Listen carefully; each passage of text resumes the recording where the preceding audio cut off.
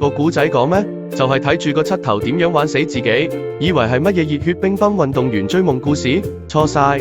呢條友 Marty 為咗去日本打比賽，連旅費都冇，跟住成部戲就係睇佢點樣偷呃拐騙、出賣朋友，為求目的不擇手段。最正係佢每一次以為得米，都會因為自己嘅衝動安狗行為跌到去一個更深嘅氹。睇 Do You 二中段，直情好似睇緊絕命毒師咁，一路諗仆街啦，今次仲唔死？但佢又會用一個更七嘅方法去解決問題，然後陷入另一個更大嘅鑊。呢種無限輪迴式嘅自爆，睇 Do You 二觀眾個心都嚟一嚟，但又忍唔住笑出嚟。Timothée Chalamet 4今次終於唔係扮嘢，而係演返自己。老豆，我本身都覺得呢條友好鬼過譽，成日一副不可一世嘅樣，唔知以為佢攞咗10個奧斯卡，但今次呢佢個角色正就係要一個咁嘅樣，要佢演個目中無人、自私自利、為求目的面都唔要嘅人，直情係為佢度身訂造。佢嗰種本色演出，成件事即刻順眼晒。有一兩場佢俾人糟質到貼地嘅戲，我直情想拍手叫好。終於有人幫觀眾收復呢隻甜茶妖孽。K 係以前荷里活明星，嫁咗個有錢佬但空虛寂寞凍。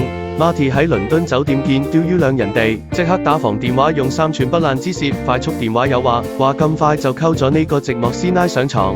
佢以為自己好有魅力。Sorry，K 拆穿晒佢啲小把戲，但可能太耐冇人愛，明知佢係騙子都照俾條鑽石頸鏈佢。條友拎完鏈即走，完全係用完即棄嘅即食麵心態。最乞人憎係佢溝 K 只為咗埋佢老公堆，想揾水喉贊助。成套戲對呢班女人嘅塑造，直頭當佢哋係會行會走嘅性玩具同錢罌。Rachel 咁有膽識嘅女人，編劇都要寫到佢無腦咁愛 Marty， 完全唔合邏輯。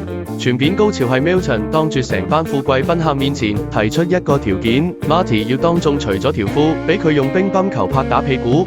真係冇睇錯，係公開處形式打屁股。Marty 個柒頭之前仲大聲話自己係冠軍，結果為咗一張機票，要除褲俾人當沙包咁打。呢幕直頭將佢之前所有嘅自尊同囂張一嘢打到粉碎。仲有終極彩蛋，其實你係俾吸血鬼玩。高潮位仲未完，打完 pat 之後 ，Milton 仲要同 Marty 講咗段撲街對白，等我解釋你聽。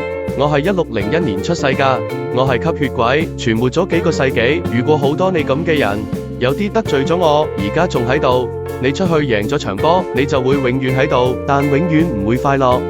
屌，原來玩到最後，連個有錢佬都可能唔係人，係隻不死吸血鬼。據講原本仲想拍 Marty 俾吸血鬼咬嘅結局，雖然最後冇咁拍，但成個設定已經將階級嘅恐怖推到極致。你以為自己俾人玩完一次就可以甩身？Sorry，呢個世界有錢佬可以玩你世世代代。最後 Martin 喺日本真係贏咗遠藤，以為終於可以攞返啲尊嚴，點知 Milton 即刻收返所有錢 ，Martin 連返美國嘅機票都冇，要黐美軍運輸機先返到屋企。咩叫贏咗場仗輸咗個世界？呢啲就係睇完成套戲你會發現 ，Martin 自以為係天才，其實由頭到尾都係有錢佬嘅玩物。